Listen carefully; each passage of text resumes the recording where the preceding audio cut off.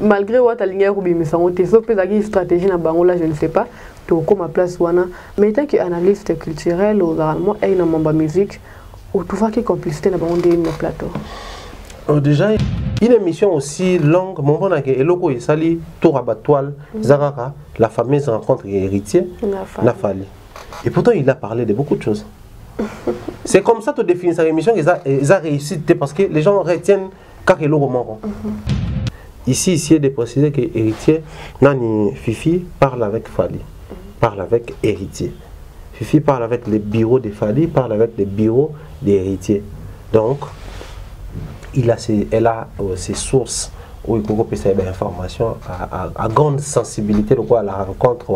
Pourquoi on a une grande sensibilité? Parce que Moni, il y a même temps pour le balobi. C'est un artiste, mais pourtant, solo laka, vous se fixez même rendez-vous beaucoup de temps. Vous avez même projeté pour sortir et puis il y a 3 titres. Seulement il fallait trouver les derniers réglages qui va produire. Est-ce que héritier, est-ce que Fali, est-ce que David, est-ce que courant différent. Héritier c'est le courant comment on appelle ça? Héritier c'est le courant wingé. Arana Céléo, tu sais que Céléo n'a fallu courir les rabiens, t'as pas faire n'a fallu courir les rabiens, t'es sûr de bon madame Sodé. Ah, sunana, bah tu bélo à s'afficher, on a bah inosbina fallu courir les rabiens. Comment on a? Fallait à la rana bah Robinho, bah ton agneau tout, opena entourage bah tout tangi. Robinho cause a bien à héritier, mais n'a ferré, moi genre. Les émissions télé, et comme il comment délaver. Oui, et la masse est délavée à Nene. Jean, c'est ça bleu.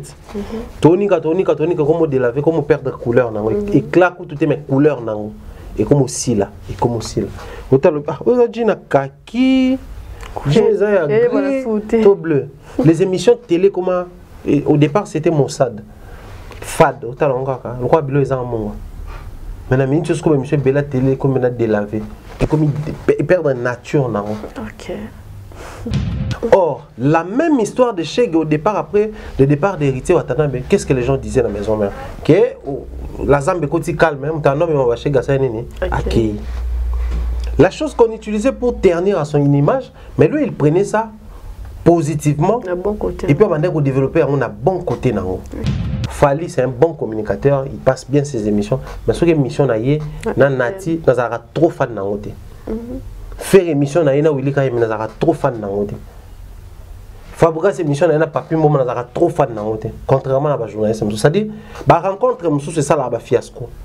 Alors je ne souhaiterais pas que la rencontre entre Fali et héritier Watanabe et connaître fiasco dès le départ. Donc bazo tant na bango ya ko élaborer bien mais tant on ba rejoindre ba ça na mituna bango que non j'ai quelque chose à faire avec héritier, j'ai quelque chose à faire avec Fali et vous en malam mingi.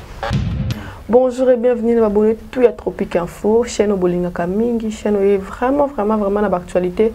Donc celui qui m'a mis à 12h05 déjà, je vous aime tellement beaucoup, surtout maman Bijou, Bijou de France, mère dans de bonnes choses. Il y a dans ça la 12h. Donc Tropique Info, abonnez-vous massivement. Et je crois qu'il y a la complicité de Glody Messa Roudé qui m'a invité Nangaï. Merci comme ça Glody Messa derrière la caméra. L'homme qui assure les images, voilà, tout ça naïe, dès qu'à beau remarquer, Nicolo, système, tout tigre de chaise royale. Tout ça qui dit non, mais qui est choisi, voilà, comme c'était le Glody Messa. Qui déjà quoi dengai, n'a pas invité pour que tout sur l'ambassade naïe dans le lot. Bonjour excellent. Bonjour Adassa, bonjour et bon début de semaine à Banimonion sur l'Amdabiso. Maramba Gito qu'on est souhaité, on a souhaité encore à Bissonion. On va bien. Très bien. Mes condoléances. Merci. Et tant que catholique. Ouais, merci beaucoup. Bon, tout limitant en tant que catholique, pour toute la nation, puisque le cardinal, c'est lui qui représente la nation. Certes l'église, mais c'est la nation, quoi. Parce que moi, la structuration de l'église catholique, l'église catholique universelle. Donc, c'est l'église universelle.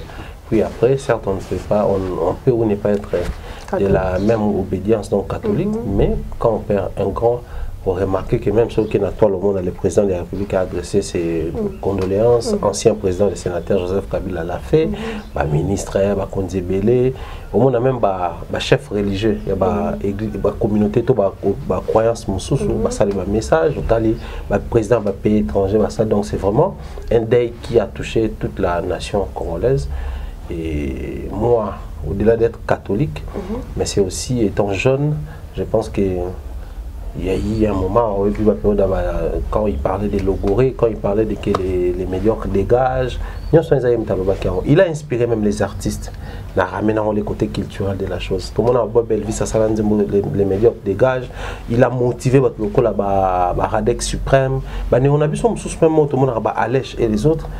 Puis force là, on a un chef religieux, un cardinal, du haut de sa responsabilité, de ses charges étant cardinal, à se permettre de dénoncer. Pourtant, Cardinal Mosengo avait la possibilité de voir Kabila comme ça, lui dire des choses. Mais quand il jugeait bon dénoncer au grand public, c'était pour orienter ces grands publics-là, dénoncer au public, allais-je dire, c'était pour orienter ou motiver les publics à apprendre à dénoncer les mauvaises choses, à apprendre à éviter la cohabitation avec Makambo, à sentir qu'ils ont créé un handicap. Je pense que c'est parmi Biloko, surtout la jeune génération. Pour Moni Bisson, peut-être l'autre bête solo à Cardinal Malula, plutôt, excusez-moi, Cardinal Mosengo, par rapport à Nenga Sala d'émission, retraite, Nenga Tikaka place pour la Batum Soussou, Cardinal Ambo, Tobet solo, par exemple. Dengue à que les médiocres dégagent, tout ça va bloquer.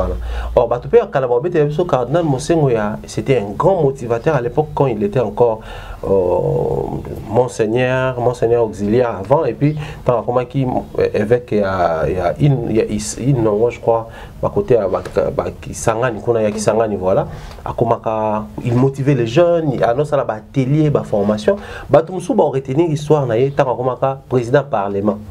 Ça, beaucoup ne le savent pas. Il y a un moment, la même vidéo, tant que le président Mbosso a réuni ça qui, ancien président parlement, qui dispose sur la gestion. Tout le monde a président Kazaki déjà en prison, tout le monde a honorable, comment il s'appelle encore, Thomas Louaka, tout le monde a battu, cardinal Mosengo, mais cardinal à l'époque, la conférence souveraine nationale, c'était lui le président, donc président va député. Même temps, il y a 11 parlementaires, c'est que à l'époque parlementaire, il y a un président parlement. Donc il a un parcours élogieux. Tous à côté, il y a religion, tous à côté, il y a société. C'est les premiers noirs. La thèse, à la doctorat, il y a les Saintes Écritures, il y a la Bible. Comme premier noir, la université à Vatican, qui a un niveau, c'était le cardinal. Et à un moment donné, il occupait tellement la responsabilité, en même temps cardinal, mais il gérait Angola, Congo, Brazzaville, c'est cardinal à pays. Tu as la charge au Amemi, tu as la modèle au Azalaki. Donc, il a fait preuve, il y a dévouement, la dévotion. Et quand on s'engage dans quelque chose, il faut le faire jusqu'à la fin. Et la jeunesse catholique, c'est-à-dire, les jeunes doivent s'élever et luire. Les jeunes doivent éclairer la nation. Les jeunes doivent orienter la nation. Et ces slogans-là, ils ont appartenir exclusivement à Bilenga Mouindate. Parce qu'ils adressent à Bilenga Mouinda. Ils ont appartenir à la jeune catholique. Mais comment ils pour tout jeune, toute la jeunesse congolaise, donc nous avons perdu un très grand homme, un grand baoba histoire, la politique, nous avons perdu aussi les côtés humains, mais également la communauté. La communauté Sakata, va perdre un grand patriarche, un grand chef. Parce que c'était aussi un chef spirituel, ou je dirais chef coutumier côté Puna. Donc c'est vraiment perte à mon nez pour Nambuka. Et paix à son âme, c'est le plus grand souhait. Nebalobaka, fidèle serviteur, vient te reposer. La gloire est à mettre. Donc il est parti se reposer, la gloire à mettre. Et Bisso Bato Totikali, trouver pour retenir les bonnes choses de lui et puis continuer la lutte. C'est le plus important. Voilà, au début, que les lieux qui profitent de tourner la siège na biso. Oui. De quel époque? Ok, qui est la mugara la macambo. On est la mouchiboué. Le transport est zaté. Bon, tout ça, le transport en comme tel, tout ils ont moyen belé mais c'est quoi la minute tout le monde on dirait que ah donc Mathis on avion. En fait les locaux c'était les doubles quoi. Eh. Moi l'autre fois baba il y a 50% réduction pour la voiture de Tomataka, Tomata 4, Tomata 2, surtout ouais mais ce que les autres c'est taxi et salité, bus et salité à peine et comme peut-être refond pour le apparemment ba pandina ba transco. Ouais ba transco ba ozaki ko ça là parce qu'il y a un l'état donc ba doit ba miango mabanga na saut de mouton ils a roté à des bonhommes moi là ils a parmi bali ba enregistrer jusque là et c'est comme pour vous dire que moi je pense bah grave ba chauffeur to ba on les note hein bon ndeti ngana nga uto ça qui ba ça te nga mona ba chauffeur ba ka mpia ka télé c'est mon petit 12h bobima bon chauffeur ne mutu ba créer là bon terme ya taux du jour chauffeur vivra na taux du jour ouais congolais ça le roi chauffeur vivra na taux du jour c'est vraiment ndenge na bon ba définir ça na bon soit sali ali à sali ali il y a des chauffeurs même biso to vani to ko na ba cité hein on a chauffeur moko boye a salité lobimba moko aye abeta munga ne matolo babenga ngolomba soit ACD soit alomba oya lombi ko 10 personnes ba lomba ka simbo le temps peut-être mutu kanezu a pas panne le temps peut-être contrôle ba document tonine c'est vraiment mode de vie na bango mais s'il faut revenir na eloko et salami lelo ce qui fait doublement mal c'est quoi c'est le fait de remarquer que grave à chauffeur et salami mais en même temps bana ya examen de temps ça la hors session on a qui sur la dissertation imaginez maintenant pour les élèves par exemple qui un enfant qui habite Mongafula et qui centre na bango eza na IPN par exemple ils a pembeni mais ça fait des transports ou ligne moko pas comme kuna na ba moto normalement ils allaient regarder mon fula ti peine ba msuza ba 1500 ba msuza ba 2000 francs c'est ça outil ba côté na biso ti c'était 20000 francs c'était 20000 francs déjà ceux qui transportent ils a passé toujours à payer moto na passe ba ta moto ba souffrir à la banque l'élix facilement ko ba payer comme 1500 ligne à 1000 francs parce que moi na il faut la mokato matin biso nous sommes passés par là tu as vu comment stress wana ezalaka il faut la mokato les églises ba comment bon les missions générales bah comme aussi stressé il faut à tout prix boire bloc on a mon côté kiti boire na stylo faut boire tout prier pour nabino alors que vous pouvez prier pour les élèves à la maison et puis bah les parents peuvent le faire à la maison bon c'est pas mauvais na terme sacerdotal mais moi je pense que bloc et ça déjà ba stress observer biso tout bateau tout ça l'examen état 4 ans déjà zaramuta sukola boire on a 3 heures déjà pour nous comme 4 ans. 5 heures au moins, on a retard. 5 heures on a retard. Mes parents vont poser sauter. C'est la lumière et maman mouki. Mon amour récemment a tétu derrière sa bimé ezwa. Bon, autour on aurait appris que ma maki penza, les a d'actualité des ala qui à l'époque. Quand les actions posent dans maki bokende, mais maki ton nom qui est après dissertation. Bon, on a évité programme peu après changer. Ma bloc on est comment paiement. Quand la biso qui bosse la dissertation pour continuer qu'autant. Normalement. Si après boyo ça là, 4 jours on a ma session ordinaire il y a examen d'état. Donc nous soit on a stress. Boyo ba c'est ba stress. Il y a co bloqué. Je me demande est-ce que les chauffeurs oui, ils ont raison, ils ont droit, il y a ko ça la grève na bango. Mais est-ce qu'il y avait pas moyen au salon à lobby? Sachant que bango pe baza ba parents, bana na bango pe faut ba que classe. Ou bien ça bon pour que tu vas sentir vraiment qu'il y a grève. Bon, c'est aussi parmi les stratégies hein. On a plutôt mingi dans la qui ba kai comme matin, moi ba infirmier ba décréter grève. Oh ba médecin ba décréter grève. Quand vous avez besoin na bango. Parce que les mal avec les chauffeurs les alanines. Ba infirmier, ba médecin, ba fonctionnaire à l'état toujours sur décréter grève dans service minimum. Mais bango ce que là malgré bana assez qu'on a bango mais bakenda toujours dans ordre dispersé. Ba yo que la capenza ba conduite genre que observer respecter les autorités na bango ba sala structure na bango. Du coup grève oh mais ko bima atrayer baninga. Alors que service minimum faut ça là pour que bana ba obima ba que c'est examen d'état ba comme na ba centre bango dans des bonnes conditions ba soit un travail puis ba zo ba regagner ba domicile na bango. Donc dans ce sens là c'est un peu mélangé, c'est là où je ne suis pas à 100% d'accord avec les chauffeurs du fait que ba poni mukolo bana cette année c'était une année très compliquée. Batangi ba poser break batangi ba deti ba katotanga au télé ce qui ni scolarité ce qui ni ba ici matin bana mingi ba ça examen d'état en désordre. Rajouter encore un problème de transport c'est vraiment mal réfléchi na part na bango mais ils ont droit na bango il y a ça la grève. Ce qui c'est pour autre chose, contrôle à documents et autres, là ils n'ont pas raison. Mais sur les en termes, il y a télémé la tracasserie, ils ont entièrement 100% raison.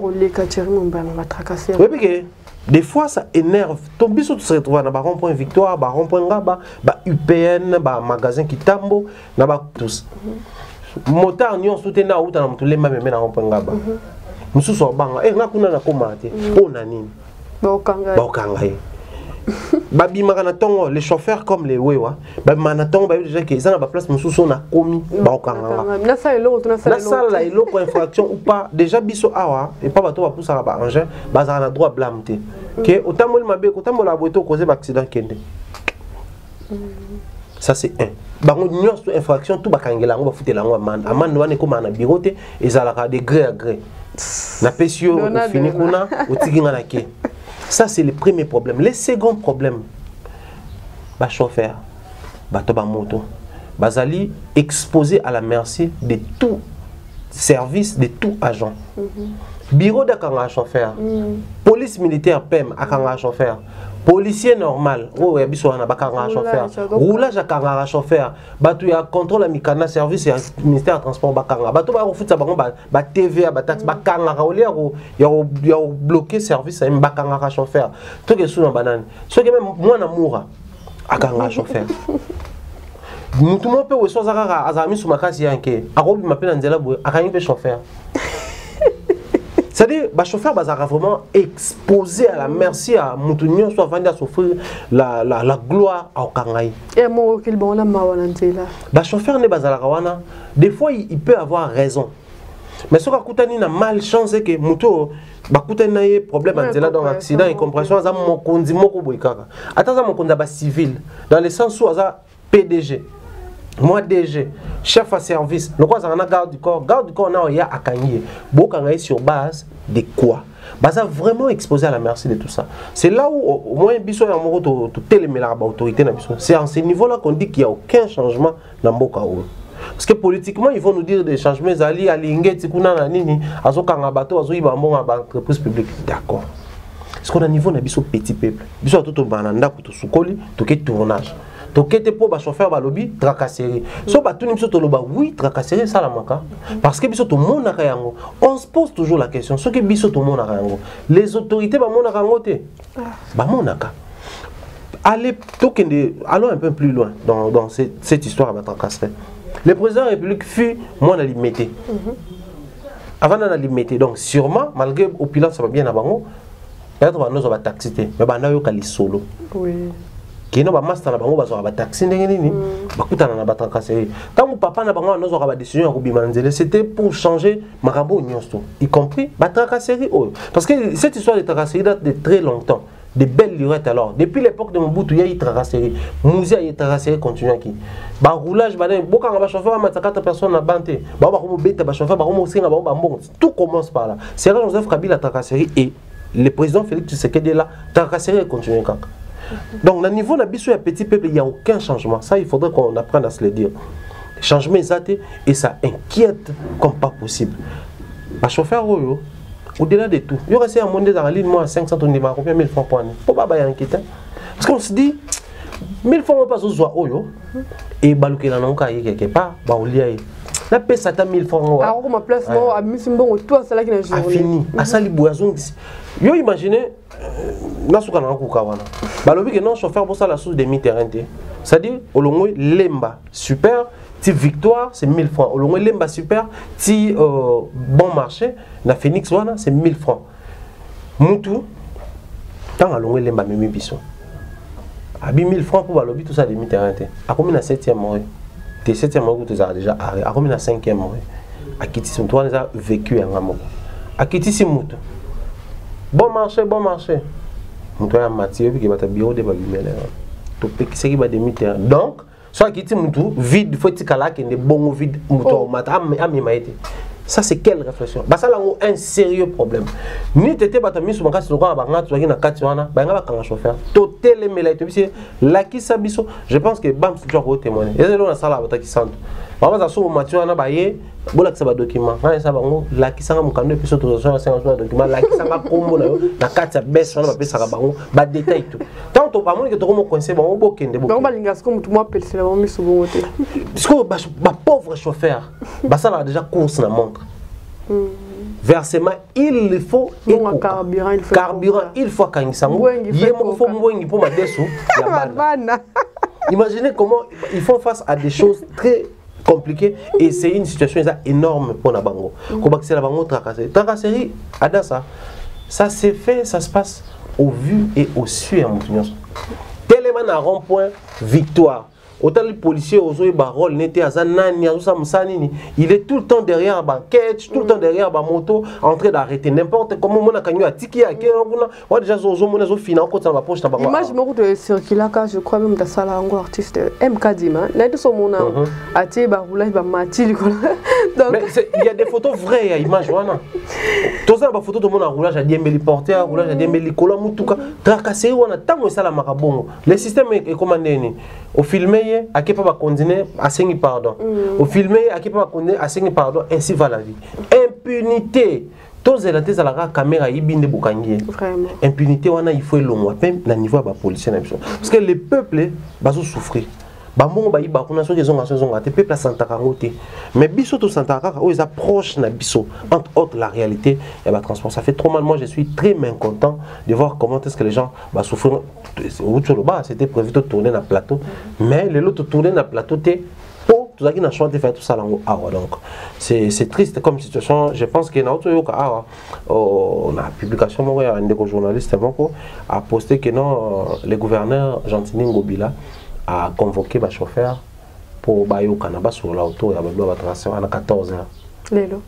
Quand on est 14 h pendant qu'il y avait un million de bah tu vas souffrir bah n'faut pas que ça examine situation là bah chauffeur va prévenir quitter tous bah la moto n'amboko so prévenir grève bah zéro ça grève tu es bien on a ba chauffeur tu es bien on a ba journaliste tu es bien on a ba yo sala no est-ce que biké et ça ba compagnie sur l'état to ka ba 20 bala na grève bah c'est grave bah c'est pour ça bossa lika système syndicat tango eke kuna ba corrompre bon bino ba gréviste bon na que situation na bino échanger té va promettre pour décréter sous grève. Et ça matin à l'université, même les professeurs, soit si grève na bango, chef de travaux bandi à bango.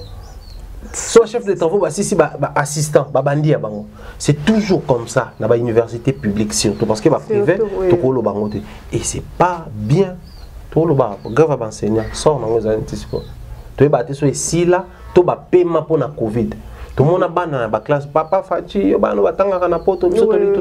c'est bien, ça passe pour comme de la blague, mais ça fait mal pour nous qui sommes parents. Pour nous, tout aussi balé qui n'a ban na biso batanga. Bon, peu importe les conditions, les moyens, mais batanga. Mais quand nous faisons toujours face au même problème, on se pose la question si quoi le changement dans pour la politique, tout ça à niveau social, peuple, c'est vraiment triste comme réalité. Pour vous que les autorités nous écoutent, pour vous qu'ils trouvent une solution, où ils n'ont pas une solution éphémère, mais une solution efficace et permanente. Voilà. Pour comme toujours. De toutes les façons, table avant des émissions de musique, il y a analyse culturelle. Bon, je crois bien ça 5 jours passés. Vidéo, on a quand on fait le vidéo, pas force, non.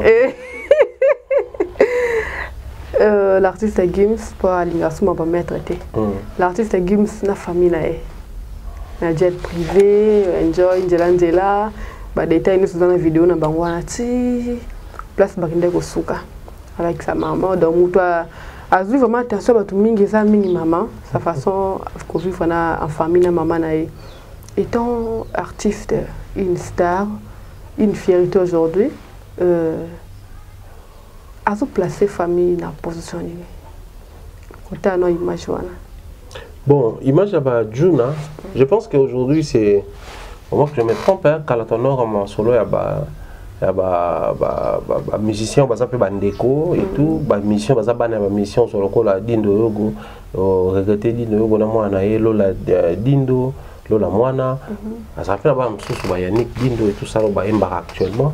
Tout le monde a ma solo, comment est-ce que on a ba frère ceux qui vont on a ceux qui disent nzenza to ka ba histoire wana surtout tout qui il y a vraiment c'est ça les gens il y a ba mission bazala bandeko to quand même grand maître loin pour ma quête des appels de qu'on a ba Marie ba on tout ba musicien les abali ça va te béler mais au monde a toujours que même surtout les plus récents on va te ba mingi Boron Pela na Alain Pela il y en a les qui ba musicien moi quoi qui na BCBG mususu ça qui na quartier latin oh ba orchestre ba ça ba succès kuna au monde que c'était les grands plaisirs de voir les artistes musiciens se retrouver ensemble mais un œil regardant nous avons un regard vraiment placé plus dans la vie des familles artistes musiciens surtout plus la famille restreinte quoi.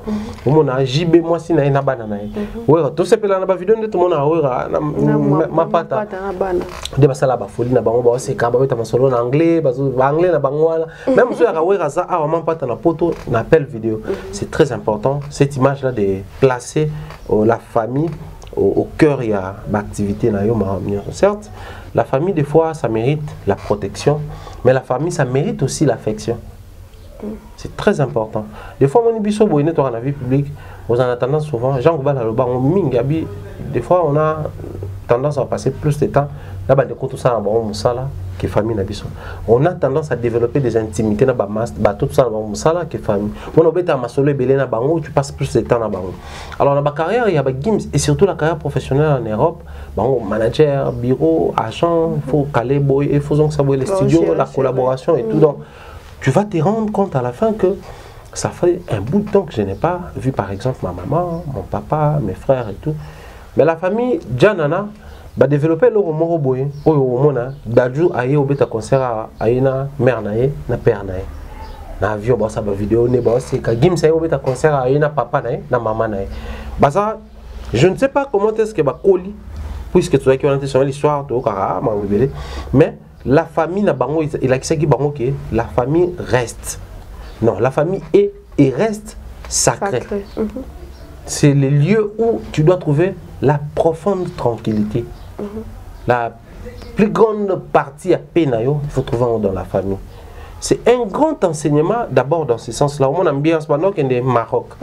À tout le temps déjà bakota sur la maman na zoto nesko toke wapi. C'est un autre qui est ça, escale na Nice, après Nice, toqué na Marrakech, na Maroc. Ah, c'est-à-dire, c'est ça la place de la famille.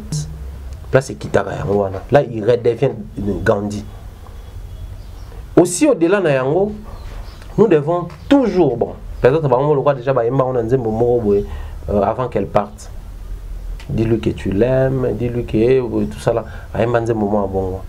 c'est comme pour dire que la famille occupe une place, oui, mais tous en abattoir, toujours devoir bango attention, sous au-delà de tout. Gim Saza tout le temps à s'afficher en moi si dem. Bien qu'à bon marabana, à s'afficher plus na au monde a ba vidéo, ba ça ba TikTok, ba Snap, ba tout le temps avoir toujours dans moi si n'est partout. Mais au cours remarqué le moment place soit pesa maman na ye. Ils en ont moi ndenge moko tout à la vidéo mon ba bango ba jana nyo son famille amso ba fêter amso mon na ba maman na bango pe bazawana. Moi je me dis sûrement c'est les enfants qui ont réuni les mamans. Parce que tu es bah si les plus loyales, les plus avertis, les plus enseignés, la plus enseignée du monde, la femme la plus enseignée du monde, a vraiment dose n'est pas jalousie.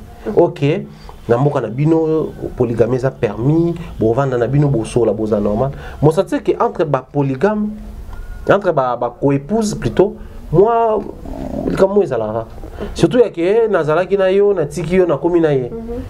Ata soki bana nyonso bazana papa na moko mais au moins moi mri mo ezalaka mais voir comment maman ba Gims na maman ba Daju na maman ba muso ba s'affiche comme on ba telemi bana ba telemi na 4x4 les enfants ont imposé sûrement ces modes de vie ces systèmes plutôt à leurs parents à leur maman allais-je dire. Moi je pense que c'est une très bonne chose mais sur total vidéo na biso nyonso un point qui revient souvent azolo ba maman na e anyokwama mingi. Moi, c'est une personne publique qui te lâche pour une autre femme, c'est pas facile. Et puis quitter le Congo pour l'Europe, apprendre à vivre autrement. Et puis paf, yomoko femme seule, babilo comme femme seule. Et en mon émission, dans la femme seule, j'avais rendu hommage à maman ba Gims, à maman le roi Dali, à maman Daju. J'avais rendu hommage à maman. Pourquoi? Élever les enfants seuls, c'est pas du tout facile. c'est très compliqué, c'est très difficile comme expérience, comme réalité à vivre.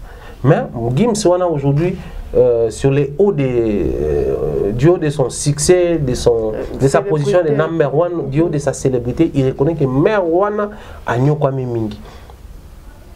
Bisoneng tout ça, et l'eau comme casse tout soulevé dans 80 années. La reconnaissance. Quand on a la notion na ba famille na biso. Ba mi bali au bout de bali wana tanga ngina ba patience au monde. Moi si nae. Ba mama baza bina ku suka mona. Tani ka kuna zoba. Excusez-moi. Na bon c'est moi si na autre. Lobi kuna est-ce que ba noé ba no benga maman ndoki. C'était communautaire. Tout le monde a même na ba vidéo TikTok ya ba mama poto. Longa kuna nyo ka papa moi si na okelia. Izaki de quoi moi culture na biso. Comme quoi moi mon balaton salé nengeni. Bon OK non pas moi si nae. Moi si kutunda raison na maman nae. Mais là on fait face la Gims Oyo à rendre visiblement hommage à maman nae, pas parce qu'elle a maman nae, mais pour Agno Kwamaki. À répéter en mig la vidéo. Moi je pense que la plus grande leçon to ko tirer na kati ezali ya koyeba, peu importe que tu sois artiste, que tu sois célèbre, que tu sois le plus connu de tous, mais il y a toujours un endroit où ton départ est lié na wana. Mutu wana koza ndeko na yo loko akaya Gims mama na ye, mutu wana koza loko une personne lambda ou asunga yo kaka. Il faut la notion de reconnaissance. Mais aujourd'hui on a la possibilité d'élever les enfants. Aujourd'hui on a la possibilité de yakote kamakala, yako beta kayu na malili au moins si il faut tikaraba na pandeko, il faut tikaraba soki na crèche, soki na nini, surtout pour na maman na biso baza na diaspora na mikili poto na ba réalité na bango. Ne vous lassez pas à faire ça. Comme ça, on te pose à moi, mais ça, parce que lobby, moi, il faut comme yo opposé, il faut comme enseignement pour la vie. Gims pouvait offrir tout ce qu'il a offert à sa maman. Parce que dans mon vidéo, mon père, qu'il a fait un coup, mais insister sur le fait qu'il y a Kwami Mingi, c'est que Azalaki, moi, mais il voyait, il comprenait, il voyait comment sa maman souffrait, comment sa maman Zaki, qu'on dit peut-être ma fille, qu'on dit peut-être ma humiliation. Pour que moi nananga akola qui n'a qu'à classe le succès chance et sourire par bango c'est le top level maman na mon voyage na jet privé à Londres France parce que ma vidéo est confirmé en fait tout le bango mais lingala ko botelengi ya mona ne penza ko botelengi en fait ko botelengi nti ko mère vous qui me check et au moins complicité entre maman et moi. Et au moins après que ah son nom tout en français mais quand il s'agit de sa maman là tu en français mpandi otolia nini so balobe en français tout maman la lingala zani bita maman bité bakemba c'est dit au moins on pensa que après ça bango ba vertu on est à leçon mener pour la maman ou ba ota biso mikila poto élever les enfants en Europe on nous dit souvent que c'est pas facile bana wana avec les avantages on dit là ça la loi les devoirs des parents vers les enfants et ça la raté les devoirs des enfants des parents vers les enfants ils alaka mais des enfants envers les parents ils la raté oui mais il y a toujours possibilité de communiquer à vos enfants les vertus, les valeurs. Oyo, toute leur vie, la preuve, ils en ont Gims. Et nous, étant les culturels de notre pays, là, on va parler vraiment beaucoup plus dans l'essence communautaire. C'est Gims, peu importe qu'il soit le plus célèbre de tous les artistes français, mais ça reste un moine en Mboka. Ça reste un Congolais. La preuve, la vidéo tout le monde, c'était l'ambiance à la congolaise et même maître chef c'était un Congolais même tendance servir cette convivialité tout c'est tout le monde a un jet mais wana au monde et pousser même tout réfléchir sur pour communiquer à nos mamans c'est une très très bonne chose et moi je pense que éthique à la biso et comment ancrer dans le comportement des parents aux femmes celles aux beaucoup là-bas c'est pas facile, oui, mais il y a possibilité qu'un jour, et le qu'on a aimé ma génération, je ne sais pas comment s'inspirer dans yo, mais toujours s'inspirer dans maman à Gims. Voilà, être maman, ko bote lengi. Vraiment. Linga les obete mawana, pardon. Thierry Mumbaya, je crois bien qu'on a déjà des sujets dans ma musique. Hier c'était dimanche, dimanche car tu vas dans la tête sur le plateau, tu zongi, tu na plateau, tu zongi. La sœur, la journaliste Fifi Ayamaki Riti Watanabe, balobaki makambo mingi. Mais bisora soto bilo même balobaki mingi wana trouve un peu des jours à ma sujet na obimara. Mais j'ai voulu qu'on soit parti moko ya émission na bango où ezala qui a le black malgré what a ligne rubi mais ça on te sauf une stratégie na bango là je ne sais pas to comme place wana mais tant que analyste culturel ou normalement et na mamba musique ou tout va qui complicité na bango de plateau. Déjà Héritier Watanabe c'est parmi les rares artistes musiciens congolais qui communiquent bien. OK. Ouais. Quand je parle de communiquer bien, c'est dans le sens où il est focus sur ses œuvres, il est objectif quand il veut dire quelque chose, il ne passe pas par le dos de la cuillère. Quand il passe à la télé pour un sujet X ou Y, au moins qu'il aborde les sujets, peu importe l'impact, l'influence ou les conséquences au sujet engendré. Par exemple, les gens, quand il fallait parler de Kakol à l'époque, quand ça ne marchait pas, on avait un Kakol tu n'as jamais osé pour quand il fallait parler de Wera, alors nous allons clair, tout ça. Quand il fallait parler de même il y a Naomi dans les capables il s'est expliqué d'ailleurs Makambo il a enseigné plus tard dans Monique il faut na bala pour na longa na problème ça dit famille vie musala passé naie présent avenir même quand il fallait parler relations Karine Bafing et la robe à l'époque on a qui Azara toujours explicite. C'est le côté fort d'héritier. Et puis héritier, je ne sais pas trop comment bateau va vendre mais les peu de temps où les rares des fois on a l'occasion qu'on solo la naïe, qu'on coûte la naïe, qu'on mette un podium naïe, qu'on coûte un concert naïe, et ça là au monde c'est un type vrai. OK. Ouais, un type vrai pour solo lui aussi si vous m'appelez les bandes il y a place à concert, surtout je me rappelle un concert moi dans la planète J après c'est bref ces journées là Miki la poto, tout bima les bandes sur la kabachege va entouré. Bah brutaliser été bah vous êtes tous sur la biso ba chèque ba temna ba tunaye parce que bah les là est fort bah bi que Joanna akabara ya rosakana te ba chèque ba nga plus ba kabara akabara fort ba temna ba ngwana ba ça ba brutalité te. Or la même histoire de chèque au départ après le départ d'Héritier Watanabe qu'est-ce que les gens disaient dans la maison mère que la zambe koti calme même tant homme ba chèque ça nini accueilli la chose qu'on utilisait pour ternir à son image mais lui il prenait ça positivement bon côté, et puis on va développer un bon côté. Okay. C'est quelqu'un qui communique bien. Du coup, généralement, les émissions héritiers, les premières émissions dans la Kolinga Koutalango, ne pas soit utilisateur, n'a pas vers agir, n'a pas popcorn. J'en raffole quoi. Il parle, c'est un bon parleur en fait, héritier. Un bon communicateur. Moi, je me dis héritier, des abattements, tout le monde a peut-être sa carrière, soit musicien, peut-être journaliste. Okay. Il sait communiquer. Il a le côté management, il y a beaucoup de trucs à lui. Oh, on a ni Francis Dibaya, ni comment il s'appelle encore. Bah tout va communiquer en compte, même bah des et les autres. Bah on va en côté. Ils ont leurs trucs à mériter. C'est il a quelque chose de vrai original et cette chose là dans ces pays-là. Mais comme je dis toujours, Fally c'est un bon communicateur, il passe bien ses émissions. Mais sur les émissions naïe, Nati, nous avons trop fan dans côté. Faire émission naïe na Willy quand nous avons trop fan dans côté.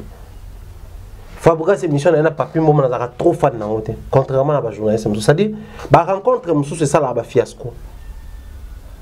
Et parmi les enregistrements, la fiasco, on a l'émission, on a tenté de faire des Fifi, na héritier. Comment ça?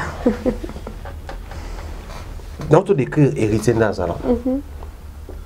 Comment il est vrai, direct. Objectif quand il parle. Donc ça veut dire qu'une émission hier, c'était comme si il touchait à tout au même moment. Je ne suis pas la police, il y avait émission. Je ne fais pas non plus la police pendant le cahier des charges, peut-être bien défini, programme na bango ba quitter organigramme, organisation émission. Mais c'était une émission pas trop intéressante. Depuis un moment, Héritier, chaque fois il passe dans les médias, il nous parle de mi-ange, mi-démon et les projets qui entourent cet album posé sur les marchés. Comment on va projeter, comment on va prendre ma répétition, même soit l'équipe de la télé en clair, même soit l'équipe de l'internet, tout le monde a le même discours. Moi je venais de recevoir, j'ai respiré le même discours. Mais au moment de l'émission Héritier, c'était comme il fallait un peu d'assa.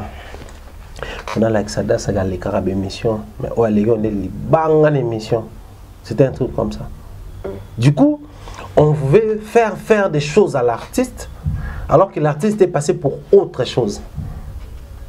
Au moins, manque d'objectivité dans la communication, dans l'adresse.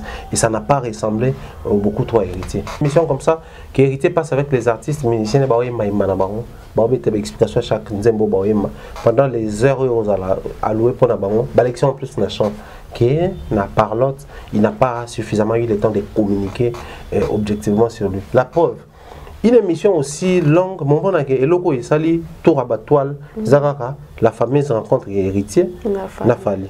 Et pourtant il a parlé de beaucoup de choses. C'est comme ça que tu définis sa émission, ils a réussi parce que les gens retiennent car il roman. Alors qu'il y avait beaucoup à retenir autour de la son besoin étant avant. Comment la route héritier l'équipe a stéma et bakouté nani pasteur de Nilesi. Balobeli ou mais mon tomso est parti en disant mon tomso est parti de Nilesi avec mon tomso est parti et tazo mba nzembo ne babimisi babilo ke belé na kati. C'est une émission de variété, une émission riche. C'est ce que tu souhaites à rapport à Batou. Il y a Trump, il y a Tibia le roi héritier. Tibia ça héritier ça bien. Tibia mais c'est Tibia petit poté. Ah, mais ça le pardon. Par ça ça le côté on est au côté on va. Vous trouvez façon il y a Fifi sur avec héritier pour façon de reposer ma question. C'est ce que je viens de dire, je ne me vois pas trop juger de façon dans ça là.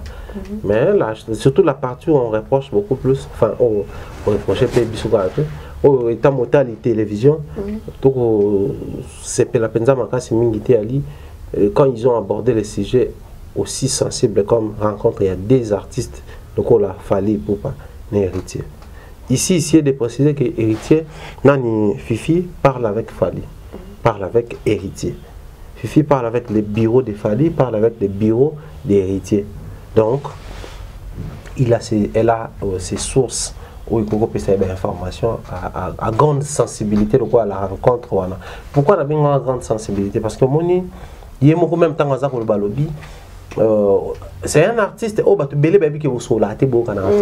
mais pourtant, solo laka, vous se fixez même rendez-vous beaucoup de temps. Vous avez même projeté pour sortir et puis mourir à 3 titres. Seulement il fallait trouver les derniers réglages qui va produire. Est-ce que Héritier, est-ce que Fali, est-ce que David, est-ce que. Mais vous avez projeté Adassa. Même pour réaliser une émission comme ça, je ne pense pas qu'on se lève, certes ça nous arrive. Mais pour réaliser une émission avec esprit, les courants, la communication, enfin pour qu'une émission soit une réussite. Et c'est un Arabi Sopé. Tous se familiariser, tous mais ça n'a pas na plateau. Mais je ne pense pas que Héritier n'a fallu un malamoko, maman basoli, comment est-ce que nani Davido na whisky babuma moto basoli comment est-ce que bakosa appelle banzembo misa tout baponi qui est à la 3 ba réfléchir même sur producteur et même bakutana sans babiro. Bakutana a des baromi ba la tête en tête. Pour bakuma na niveau dans ces numéros ça la échange, c'est que si ba solo là, c'est que autour de ça, ba réfléchir ça même autour à ba projet belé. Pour album qui dit album dit programmeur, arrangeur, beatmaker, guitariste, synthé, tout va quoi beta belé, tout va quoi ça là mixage, studio pour ça là. Et aux studio neutre, studio fallait, c'est-à-dire sûrement besoin de temps de détails. Alors quand on aborde un sujet comme ça, il faut le faire avec objectivité et précision. Et surtout l'artiste héritier, avec le bac le quoi. Biro fali dem de bimisango, fali dem de bimisango so et là qui va foutre kaka. Foutre ce qui est avec les ni bureau ni fali ni bureau c'est le Saint-Esprit. Ça prouve à suffisance que Héritier ne voulait pas aborder ce sujet. OK. C'est deux. Soit il voulait aborder le sujet mais pas de la manière là. OK. Au moment il y a une question sur pourquoi tout nanga, je prends le temps pour répondre. La question surtout vite fait je passe à autre chose. Je réponds et puis j'attends une autre question. Cette manière-là, il faut aborder le sujet et puis il faut créer des sous-questions. Comment motiver? Je pense que la question là, il peut avoir plus d'orientation, il peut avoir plus de lumière, il peut avoir pour ça qu'on puiser encore pour nous savoir les mêmes belles. On pose une question indirecte à Héritier, comme quoi il y a un soupçon, tout ça là. Parce que Fifi a l'ingénieur Héritier a besoin de combo artiste dans l'avion. Mais déjà avec insistance, il fallait citer normalement l'artiste à la fin, et puis comme de la blague. Or, Lelo oyo babilo ko wana bon, certes ça passe depuis un moment tout le bien on to juge pamba. Les émissions télé et comme comment délaver. Oui, et la masse est délavée à nene. Jean c'est ça bleu. Tonika comment délaver, comment perdre couleur nango. Éclat tout mes couleurs nango. Et comme aussi là, et comme aussi là. Autant le jean kaki, jean gris, tout bleu. Les émissions télé comment au départ c'était Mossad. Fad, autant l'ongaka. Le roi bilo est en mon. Maintenant une chose comme émission Bella télé comme il a délavé. Et comme il perd la nature nango. OK. Il y a des émissions, je le dis comme ça, je n'ai rien contre la sur télévision, mais Noëlla m'a dit avec sa portion qui songi. Alors ça l'émission à tout niquer soit monde qui est gauche à bétion à droite. Donc rien à voir, rien à envier autant la Claudicia. Il y a des Noëlla m'a dit à Nathalie. On ne fait pas cadeau. Certes, on a invité ton adversaire dans un plateau, mais quand on est sur un plateau, tu as rapport ça à un copinage, qui master, qui copain, qui pote, tu poses des questions, je réponds pas, ou insister dans la question. S'il faut même passer à autre chose, mais il faut toujours voir comment les faire professionnellement. C'est ce qui manque aujourd'hui dans l'émission de la télévision. Mais c'était un très bon sujet, un sujet très sensible, moi je pense. Pourquoi? Parce que déjà quand on estime que Baton Balé Bayo Kanarate, mais au moins quand on estime que Baton Ami Balé Baza courant différent, hérité c'est le courant, comment on appelle ça? Hérité c'est le courant Wingé. Arana ba Séléo, tu sais que Séléo n'a fallu courir les rabiens, Arana ba Ferré n'a fallu courir les rabiens, tu sais bon madame Sodé. Ah sunana, bah tu bélo à s'afficher, on a ba inosbi n'a fallu courir les rabiens. Comment on fallait à la rana ba Robinho ba tona nyonso opena ba entourage ba totangi. Robinho cause a bien héritier, mais na Ferré, moi genre. Et bah détail wana nyonso et ça en sorte que comprendre quoi de plus normal, ceux qui bateau pensa ba soleil qui na tomber na scoop wana, je dois bien traiter et puis na bimisa muto ne négociant lo ba na bimise biloko. Tant que l'équipe est dans le plateau biloko bimi, c'est tant qu'on bateau a le bota match. Regarde l'émission c'est quand ça bateau c'est le manque.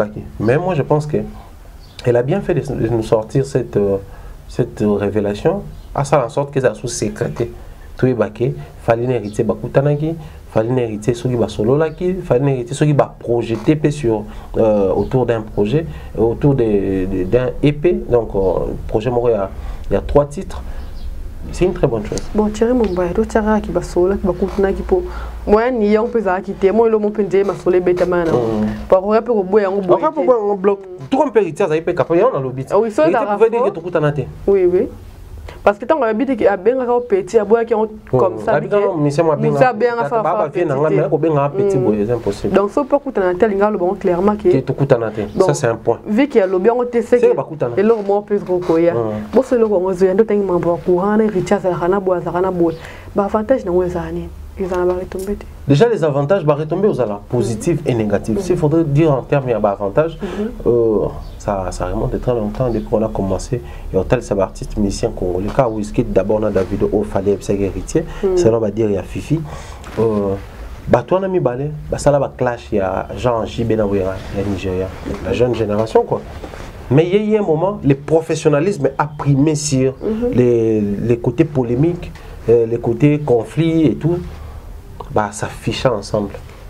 Maintenant qu'on s'affiche na bangwana na sima logo ya laki. Logo wana afuti adasa, afuti Mumbai, to wana te tout ça nene, to s'afficher.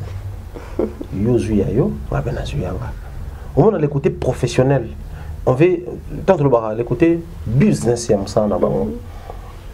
Et pour ça on va mettre des côtés ba ego na bango, va mettre des côtés ba rancune na bango. Mais aussi biso awa to lo ba eloko moko. Ce qu'il fallait à qui ta collaboration na Jay Martins après faire à qui ta collaboration na Jay Martins et ça problème t'es il est normal mais qui gagne dans tout ça Jay Martins alors on a Bettina 2 Congolais après ayo Bettina Kofi Olomide 3 Congolais Fali à Bettina comment il s'appelle Tanzania Diamond Platinum après Inosbi à Bettina après Kofi à Bettina Diamond a 3 grands artistes congolais. pour Papa Wemba, c'était avant, Papa m'a pas invité qui on appelle Diamond ah non, penza pas bien makasi. Mais il faut dire que la collaboration fallait Diamond et pour ça Diamond makasi permet na ba congolais. La communauté penza y ba bien grâce à Fali. Moni ba dans sa Fali, ba bloc toi Fali. Au départ ba ki na ba P-Square et les autres. Ayo betana ba Inos bien, ayo betana Kofi. Maintenant nyons touana qui gagne dans tout ça? Toi, j'ai dit, oh, qui perd gagne, oh, va perdre ma pionnier sur gagner. Vous avez qui, oh, dame, mon va pionnier sur, il a gagné. C'est Diamond qui gagne. Mais les artistes musiciens congolais sont capables de faire gagner les autres, d'enrichir la musique des autres. Na repé sa disponibilité na bango, peu importe ce qu'il fallait faire, bah, on a raté, mais bah, on ndima, di banda, bah, qui ne koye mana mutumoko. Mais quand tozongi awa, le professionnalisme, toi et Kofi. Donc, cadre nabiso awa ndeza cadre oh il faut toi accepter salité. Cadre nabiso za ah ne faut toi ndima que ba mise ba koyemba te. Non. Parce que surtout en termes de polémique, loi monata boulay ba yemba. Oui, loi monata boulay ba yemba et puis ba yemba mbalebele. Ba yemba nzembo mon côté. Baza ba yemba plus de 3 nzembo sont na bosande. Mais banda yo kana pété des moments. C'est comme pour dire quoi? Les conflits qui existent ici, les altercations et cause ça entre les artistes. Mais s'il y a un côté professionnel, ils ont poussé bango, bah voler au-delà nango et vous bénéficiez d'abord de la musique nabiso. Dis-moi aujourd'hui la collaboration entre Fali et Héritier. Des esprits. Wenge, quartier latin. Bah itika la kokuta na podium te, genre que, enfin, bah un orchestre mon quoi. Te, bah kutanara, tant Fali bah kana Kofi ko visiter Wenge après départ à ba faire. Héritier Zalara, bah yemba ensemble. Mais koyemba orchestre mon côté, koyemba na projet mon au moins que je me trompe. Maintenant on entend tout le monde a projet ba pneu douane oh protection, il y a nature oh sida, tout le monde héritier na Fali. Non on a monité, on a personnellement on a monité. Donc il y a vraiment une première pour na balé, ba partager autour d'un même projet, dans même studio par exemple, voix une première donc et aussi la une exclusivité, et aussi la bénéfique pour na Fali na héritier. Parce que les gens, les uns, allez je dire, auront tendance à dire que non, on doit bénéficier dans ma casse aux ala héritier. Pour Fali à fan base aux plus assise que hier. Et je m'excuse pour Fali peut-être à plus d'albums, à plus d'années na carrière, à ça déjà moi ba preuve belé que héritier moni ba salle mythique, ba voyage na ba musicien, ba album à succès, ba mérite entre autres, ba single d'or, ba trophée ba Africa, ba trophée ba congolais, ba trophée Libanda pays Afrique. Contrairement à l'héritier, jusqu'à là, tu compter quand on a départ. Souvent, tu as tendance soit dans le les plus grands qui soutient les plus faibles. La position a fallu l'héritier, les plus forts, c'est Fali. Les plus grands, c'est Fali. Mais il faut toujours retenir une chose. Dans la loi, il y a réciprocité. Et ça leur toujours win-win. Je vais te donner $1000, tu me donnes $100, je gagne. Win-win, c'est gagnant-gagnant. Et Tokozo on a verbe Félix Oazé quoi. Musique et maman Nabiso, baba la maman.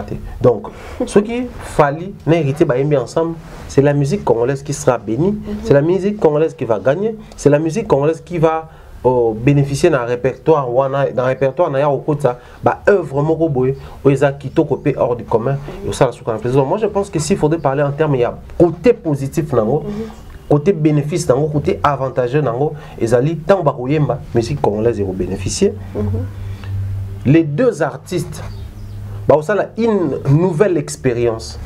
Il fallait aimer la batubele, sûrement la batubele, on va voir hériter pesa. Ouais. Hériter pas aimer la batubele, aimer la déplique, va voir Fali.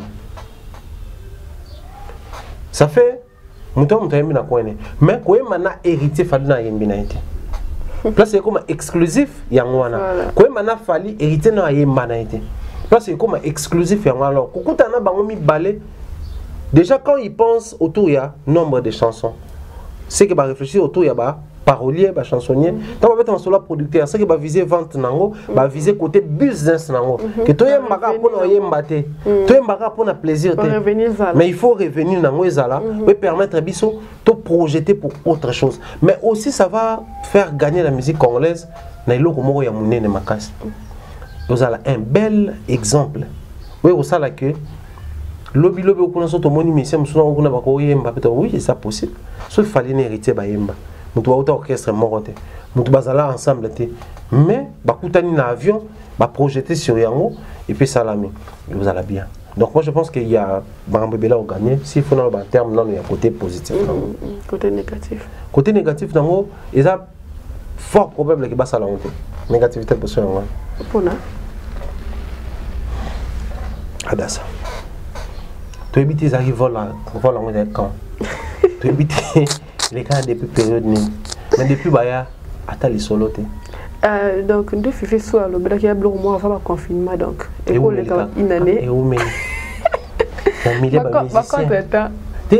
pour ça Coco qui s'en va parce que Kofi a annoncé un projet avec Fali et où mais les gens peut Coco ça m'a monté maintenant dans le bakutu ba musicien ba entouré na ba songi comme pas possible maintenant on m'a approche ba musicien les trucs là ba démarrer bison et on a moni pas d'asa on a mettre en ta pire mutu dans ces cas professionnels na mettre mutu na mon ko ça mutu te adasa zo préparer maman ne lok bo c'est là et pas bien moninga il peut mettre la mutu ta adasa abete lenga kino il peut même ça mutu et pas ça mutu neti et comme le matin de so pandisa ngal ngam ça so lingala ba pandisa so na bisango na ko panjango maintenant le panza n'était point c'est que c'est quelque chose ils en ont ils ont vitaminé ils ont ajouté c'est-à-dire qu'on a intérêt dans l'autre. Même tout ce qu'on a décrit ici, c'est seulement si la disponibilité a ça. Il y a philosophie, maintenant créer la disponibilité. Ce n'est pas la disponibilité qui crée l'homme, mais c'est l'homme qui crée la disponibilité. Je n'ai pas le temps, je ne suis pas disponible, oui. Mais quand il y a intérêt et qu'il y a urgence, la disponibilité se créera toujours. Mais les deux,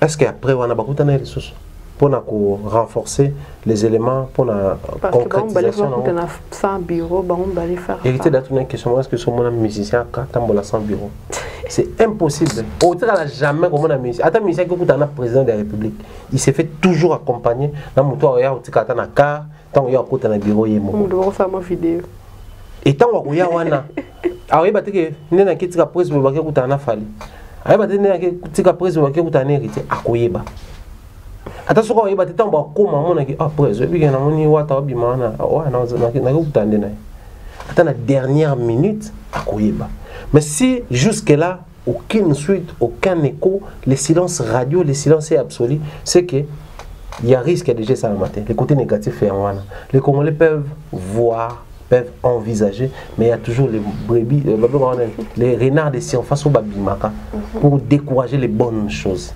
C'est ça les problèmes. Le projet, tout le monde a un affichage à risque de l'interview. Il y a un récit dans la histoire, la presse en ligne. La presse écrite en ligne. Donc, expliquer que ça n'a même pas demandé pour que Whisky David va se mettre d'accord, va s'afficher. Donc, solliciter en réalité avantage, accepter va s'afficher. Surtout sur place, qui avantage. Mais donc une année, 2 ans, 5 ans, 10 ans, tu sais, on a vu les artistes nigérians de Bima Nandela quand maltraité bateau, tracasser et salama et tout. Babimi pour bateau tracasser, céder na biso, film na biso, comédien, musicien, Bima Nandela marche. Et créer retomber dans Nigeria. Mais chez nous ici, après on a bien mais ba fali wana ba warrior ne ba mun encore tant on y mana ya boy et comme on fuli biso après moni et faut pas biso j'ai un album moi vidéo to ça attend 3e album to comme on attend 3 albums donc to rôle ba pege ba freinage les amanda eza ya usakana teza d'ailleurs énorme tout soit tu vas l'appeler après moni ataba wingana ba musique monter au sala c'est le tant boyemane autotanasie succès après le lot na comment loba balukela tu on a pas balukela nenga yo c'est bon mais si maintenant enfin j'ai là on a si ça va projet na yo mais et un peu de pouce na ra ça ko kende Nicolo pesa ko kende ba proposition peso ebele hérité comme na oyaye fallait pas ça déjà oyaye belé si après on sala que et comme un projet et continue grand projet congolais non réalisé. Alors que les deux artistes sont vivants, les deux artistes ont la possibilité de le faire. Mais aussi au-delà de Nayango. Autre problème, mes amis, musique Nabiso, il y a un sacré problème qui existe. Et ça, le problème, il y a structuration à bas projet. Nous aimons trop faire les choses enfin, étant amis, proches, famille, tout ça là. Maintenant, je suis journaliste, Adas est journaliste. Et qu'il faut tout le monde en appeler toute sa émission. C'est pas parce que tout ça est ici comme ça. C'est pas parce que tout le monde est ici comme ça. Mais c'est parce que tout le monde a intérêt dans toute la émission. Et on peut continuer en ça. S'il n'y avait aucun intérêt, peut-être que déjà si on a été comme ça dans la zone. C'est posé au Bolingien. S'il n'y avait pas intérêt, peut-être que on continue sa médecine. C'est que pas raté. C'est-à-dire, tout ça, au-delà de la passion, de structurer le Congo. Tu vois comment est-ce que est tracé à venir Nabiso pour la vie Nabiso. Tout ça, dans carrière Nabiso. Ok, lobby okuna, tout va nommer des grandes histoires liées à départ comme ça ou tout ça. Bah vision Nabiso mingi, tout le monde a professionnalisé en côté. Mais aussi c'est parmi les points où il y a en contradiction dans quel sens? Quand on cherche à bien structurer les choses, on cherche à bien aligner, à baliser Nzela, ça le moins vraiment pas trop à la va-vite, quand c'est quelque chose de professionnel, au monde qui ça prend aussi plus de temps. Qui est plus tout un bon producteur, un bon studio, bah disponibilité, tout ça mis en des mots promotion, ça réédition, j'ai un projet avec te dire allez, il vous a un projet non sous dans la commande ce qu'on a pas production et puis bon après il va former le kermesse ba mission faut bêta ba kermesse l'Afrique jusque là certains pays bazo accorder na bango ba mission ba bêta faut que bêta kuna faut faire la promotion ko les canaux médias héritiers encore na ba clip alors que Dubaï ko financer ba clip ko Afrique du Sud pour l'année largement musicien et tous ces projets là pour créer plein de disponibilité est bien, je veux qu'on réalise un bon projet. Alors tout le monde parole est bien, tout est mollo. Mais il faut tout le monde non, tout tabler sur rien. Tout cabo la part à responsabilité, la part il y a intérêt, avantage. Peut-être qu'il y a un même projet moulay, mais beaucoup de Congolais n'ont pas ce cœur là à patienter. Il y a un peu de balouka et jouer en défaveur il y en a dans quel sens? À ce moment, il y a un mis en trop. Ah non, c'est pas bien. Surtout tout le monde a une émission. Vous avez une émission, c'est ok. Tout tourner quand on faut tout tourner le bien en tout cas vraiment la besoin na yo c'est Nathalie analyse na yo muso patala été parce que quand on va le bien ok pas de souci alors lobby simbaté dans un programme après lobby simbaté mais tout tourner soit carrément dimanche soit semaine prochaine mais avant tout tindela déjà ma question natanga pour nous temps à préparer ok tant kata ah oh pena non, mais mon anga, on a tenu la question parce que tout le monde a plateau bande tourner. Mais il faut tenir la question. Hier, m'tazaz année on a mon aboué à émission ah mais le va causer tenter na mon tourner mission na das. A éviter de tourner en journée. A éviter quotidien il continue en retard ou pas. C'est un peu ça. Mais peut-être aux autres ils ont mis le bela comme c'est pour la première fois dans les campagnes, je vais faire quelque chose de remarquable, quelque chose de propre. Oyo après tous voyez là naïe. Pour na éviter comment est-ce qu'azoya. Ou soit on chose à observer quand il y a quelques émissions non natales. Ah, il y a pas de les capables d'en faire tant non sur la salle en même. Ou soit on tabac clash. C'est-à-dire cette patience là toi la rencontrer. C'est aussi parmi les éléments que ça là que projet Oyo malgré des révélations malgré instable mais ici mbaté. Même les annonceurs, même les producteurs, même les personnes aux africains qui ont bah mécène baya. Mais bah sur base anine. Oh, tu y es bizarre à balle des matchs, mon album, mais où mais là? Mais ça, l'album est belé, où mais là, artiste a besoin de courage sur le bâtiment. Et là, Michel Moussou, banda déjà bas studio et bimaté. Bah Moussou, bah ça là, bah enregistrement et bimaté. Bah Moussou, bah yo kana bah yé manabatu et bimaté. Mais aussi au-delà na yango, est-ce que il vous a peine plaisir de te vendre niboué? Héritier nana fali bah yémi. Après, on à peine bien. Parce qu'il faut toujours tout le monde surestime. Qu'il fallait déjà ça un succès. Et ce bayembi et ça la succès. Pas forcément. Pas forcément. Fallait déjà yembara bien. Hériter déjà yembara bien. So bayembi et zaka belle chanson pas forcément. So na tout ni bande roba otala biso. Et belé bayebite nzemboya déplique featuring na héritier watanabe. Une très belle chanson. Mais bato belé bayebi monter. So na tout ni bato ba olanda biso. Bato belé bayebite nzemboya featuring et boilotin na Fabregas Maestro. Une très belle chanson. Mais bato belé bayebite. Ata pe Fabregas nzemboya betana innocent. Bato belé bayebi à peine. C'est comme pour dire tout ça là pour tout ça là mais tout ça là pour ça là est comme un légendaire et bimi batu ba ligner ngo batu ba apprécier ngo et s'imposer dans terrain et ça les fait succès à batu parce que bon après bénéfice artiste c'est ça te pas tek à côté bon bénéfice c'est ça parce que pour le ngo et engendrer biloko mususu ya bien un plus sous. Or un plus na vie à artiste c'est pas seulement l'argent, mais c'est aussi l'image de sa carrière. Vraiment, moi ici, est-ce qu'il y a une minute sur mon tour, mon tour à bête à chaud. Après ça, est-ce que Fabrice non se voit jamais. Et donc où t'es? Pour l'hôpital, on a un numéro pour un examen. Est-ce que mécène numéro benao on a habité, je n'ai rien contre les artistes. Mon tour hérité na déplique ba mbela ke. Alors plaisir à recevoir Fanny. Ata pena banzembo ya déplique lokola hymne national. Ndenge za na succès mutu bayembela na po nzembo déplique hymne national so tsamba to balingango. Joana sko bayembela hymne national na jo hérité na Fabrice na déplique bayembela so ba fandi. On a babeti hymne national et sili. On peut babeti lié. On bayembela écoute pas des artistes à silika. Je le dis comme ça, je te le dis Adassa. C'est-à-dire même les mécènes, même les annonceurs, même les producteurs, même les fanatiques bah souhaiter bah on une très belle un très bon projet, une très belle chanson pour et impacter et accrocher. Pour Babylon bon des frères il y a un moment featuring Adolphe Dominguez na Koffi Olomide. À peine batu ba bien. Mais à l'époque Adolphe na Koffi ba no be bana bani na po ba bonsi ba yembinzem. Mais à peine batu ba bien. Oh, ndé tu vanda tobeta masolo. Jude était na Célos Kambato Msanzembo. Souka na chance, et vous bêta déjà une année si quoi. Maintenant, il y a bien, on a bêta le son. Or, des bonnes choses comme ça, et vous allez et connaître fiasco aussi tout ebimé. Même les plus grands artistes du monde à connaître un moment il y a déclin, un moment instable, un moment de turbulence. Alors, je ne souhaiterais pas que la rencontre entre Fally et Héritier Watanabe et connaître fiasco dès le départ. Donc, bazo tant na bango ya ko élaborer bien, mais tant on barozoa, ça na mituna bango que non, j'ai quelque chose à faire avec Héritier, j'ai quelque chose à faire avec Fally. Et vous avez mal il y a nous sommes presque à la fin.